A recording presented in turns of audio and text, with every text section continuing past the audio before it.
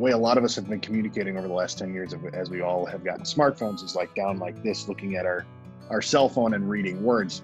Right. If we're kind of doing this where we're looking at each other via Zoom, it's kind of like bringing back old traditional normal communication where I'm looking at you and you're looking at me, and we're no longer staring at a screen. We're still staring at it. We're still looking at a screen, but we're actually looking at a face.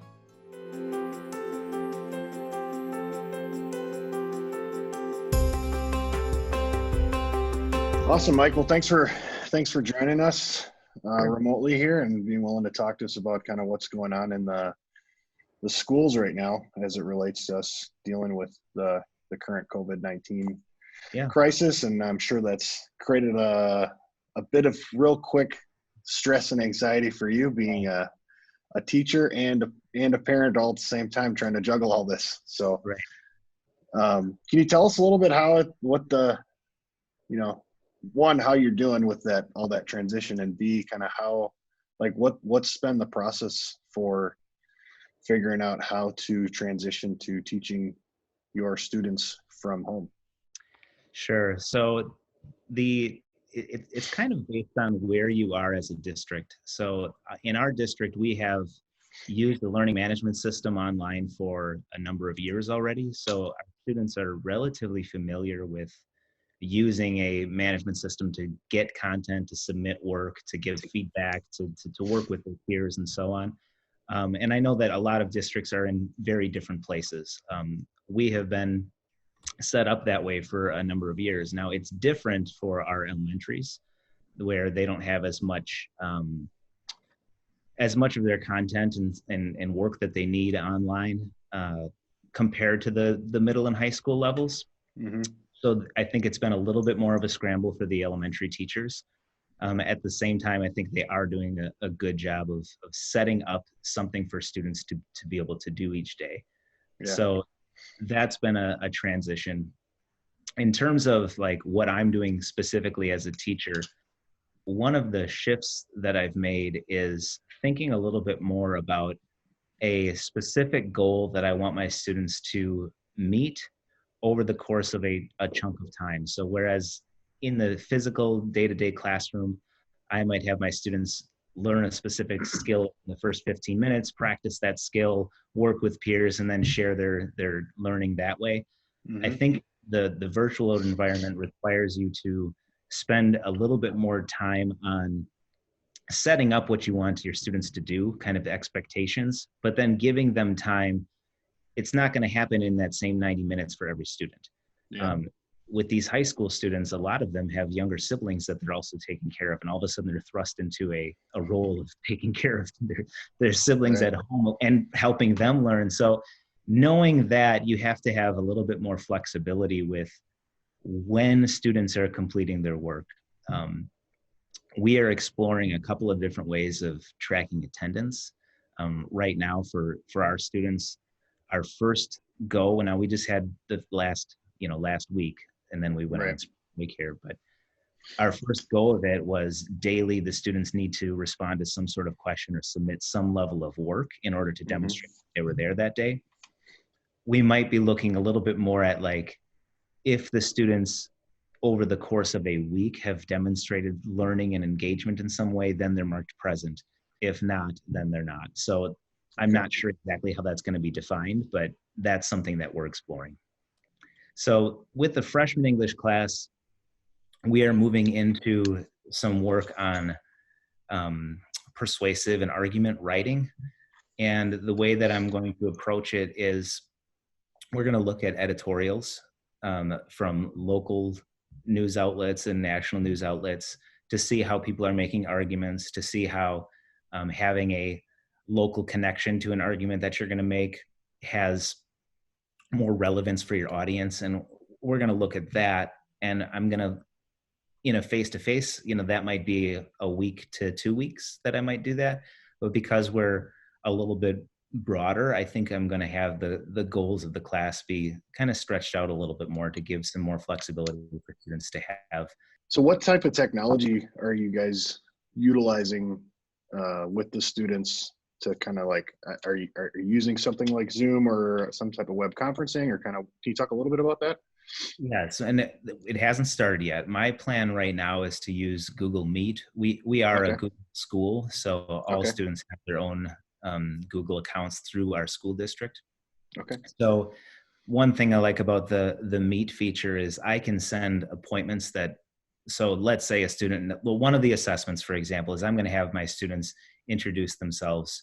I'm going to teach some content on kind of the the qualities that you need for a strong introduction of yourself, who you are, and so on. And that's going to be their first assignment, kind of somewhat reflective about who they are as an individual, why they took the class, almost like what would be an icebreaker that I might have at the beginning of a class. Now, my plan is to have individual assignments through Google Meet, and then also hold like a set of office hours for my students with the same process. Like you can call in if you have questions, if you want to say hello, Yeah. whatever it is that they want to do. I'm going to hold office hours similar to a college, environment would have. Just you can stop in at any time.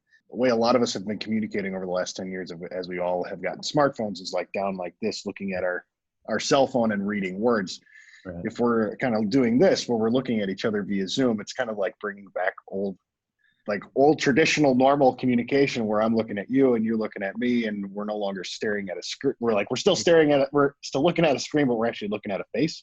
That makes Yes. sense. I don't know. Do you have any thoughts on that? Well, I think it'll be a challenge, but I'd also think that you're right. There's a great deal of miscommunication, perceived lack of engagement with communication because of our, propensity to be staring at phones and to be distracted and that sort of thing.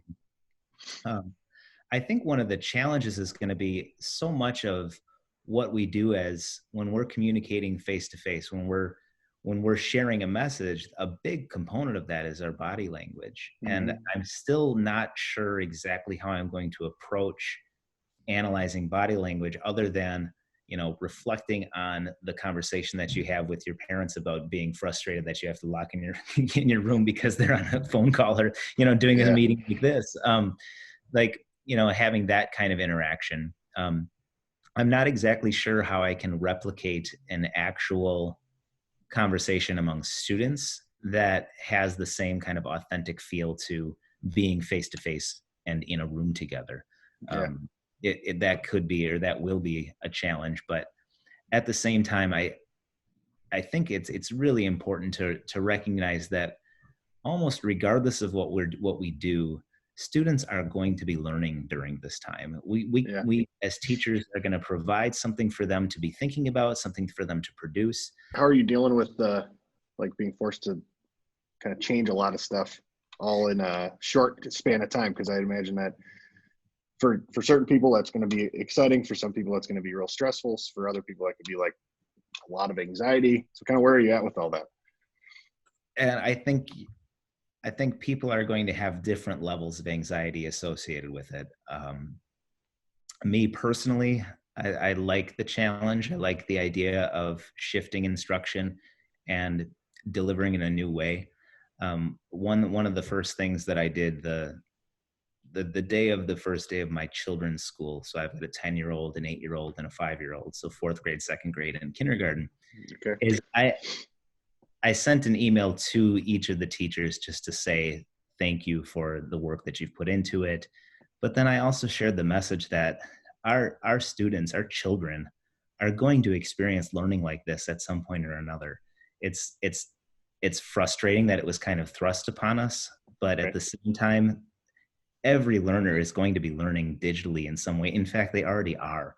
So it's not a huge change for our children as much as it is for the adults.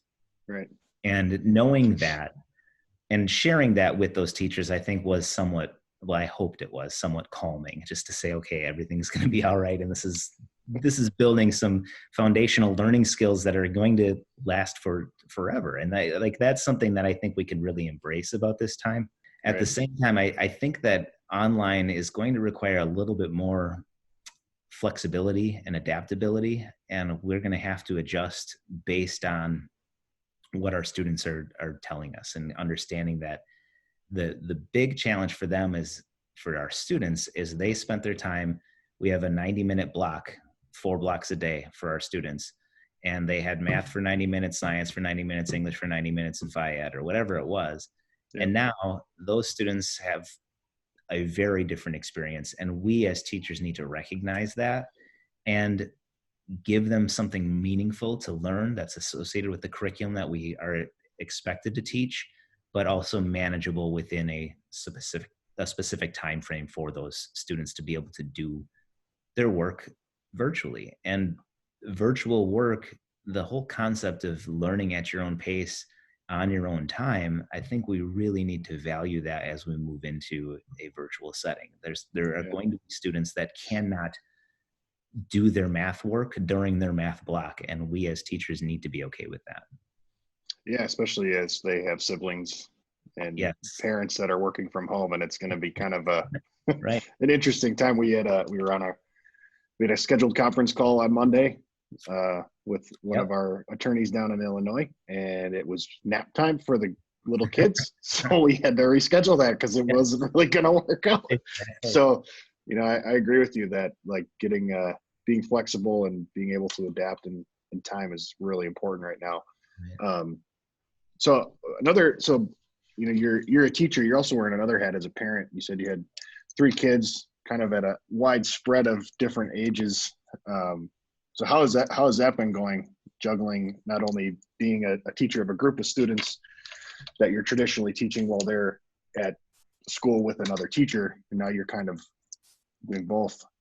Yes. Something that my wife and I have tried to structure is kind of setting up in blocks of time. So the morning block, we have the expectation that we're still getting ready for school. We're still having our breakfast. We're still, putting our dishes on the counter. We're getting dressed. We're brushing our teeth, and it's a school day, and we're setting it up that way. But then we have kind of generically called it academic time. And during that time, I'm spending a little bit more time with my kindergarten student because she can't read. So she's not even sure exactly where she needs to click on the device to figure out what it is that she needs to do. Now, I am fully confident that by the 5th day of this, she's going to know how to find her activities and be able to do it. And especially for, digital natives like that, it's really easy, and those apps are pretty intuitive that they're able to figure these things out. My kids, again, I have a 4th grader, 2nd grader, and kindergartner. They're using a combination of different apps, which can be a little bit stressful for a parent, especially a parent that has not been in a classroom and not been using educational tools. That can be real difficult. But where it becomes tricky is, the literacy activity that my kindergartner might have takes 20 minutes, whereas the activity for maybe 5 minutes, but the activity for 2nd and 4th graders take longer. So kind of divvying that up is a little bit of a challenge. One thing that I would like to do, and we didn't do this to start, but I'm thinking it might make sense for us to chunk out those times to say, we're going to be working on math at this time. We're going to be working on literacy at this time, kind of collectively, so that allows me to have like that math mind on, to kind of say, okay, are you done with your math? Have you submitted it? Have you checked your work? Have you, what are you going to share? So you're talking about parents kind of potentially struggling with some of the apps that the kids are utilizing. Any advice, as you recall, kind of going through that adoption on your own from a teacher's perspective, and kind of what, you could give them as they're kind of being forced to learn how to help their students through learning some of these things? Yeah. From a teacher perspective on what parents need to know, I think helping create some consistency, some kind of built-ins, and maybe even create a screencast or a video to say, on this app, everything is going to start with the activities tab, and you click on the activities tab, and there's going to be a series of either videos or voiceovers or instructions that you need to do. Having a similar model is pretty important teachers need to set up a specific place that students need to go, because consistency is important for students. But for our parents of elementary students, having a clear understanding of where exactly a student needs to go to set something up, or to create an assignment, to do a Yeah. video, whatever, I think having that consistency and a very clear message is important for teachers. And in general, I think teachers are pretty good at that.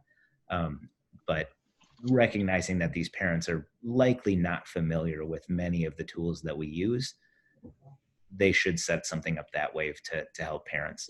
The other thing is our students, our children, are generally pretty good at this. Yeah, Pretty that makes pretty sense. good at understanding where to go with their apps, how to set up what it is that they're trying to do.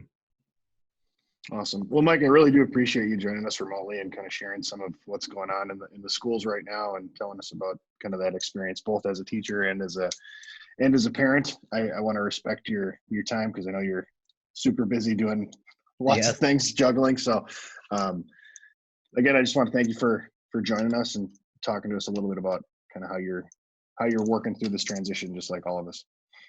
All right. Well, I appreciate it. Thank you very much.